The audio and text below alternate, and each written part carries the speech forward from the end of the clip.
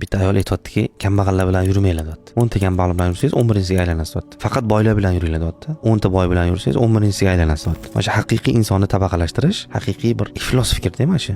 Nimaga desa, bu fikr insonni harakatiga bog'liq deb ko'rsatib beradi. Ko'p ishlasang ko'p topasanmi degan video qo'ysam tushunmadi-yu, haqiqatda bizani xalq ichida shunaqa saviyasiz bolalar ham bor ekan. Bular yosh bolalar ko'pi. Ya'ni inson ishlaganining natijasi deb biladi va boylar bilan yurishga harakat qiladi. Biznes o'rgatuvchilar bormi? Biznes kimdirlar bo'lib ketgan, hozir coachingmi? Qaysi biri mana shuni boy bo'lishni o'rgataman deyotgan bo'lsa yolg'on o'sha.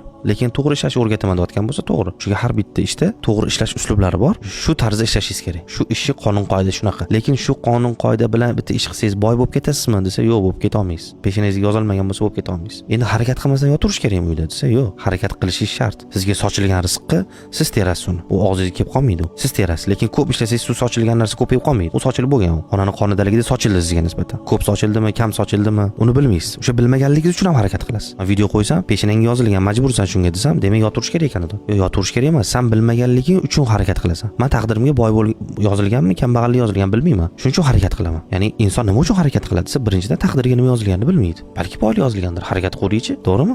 Balki kambag'allik yozilgandir. Uni men bilmayman, Alloh biladi. O'shaning uchun inson harakat qilaveradi. Bilmaganligi uchun harakat qiladi. Lekin bitta haqiqat borki, insondan tashqarida bitta kuchi borki, qancha bir xil kasbda ishlaydiganlar ham bir xil pul topmaydi. Qanchadan qancha sherikchilikda bitta kasb qiladiganlar ham bittasidan bittasi farq qiladi pulida. Sizni harakatingiz natijasi emas.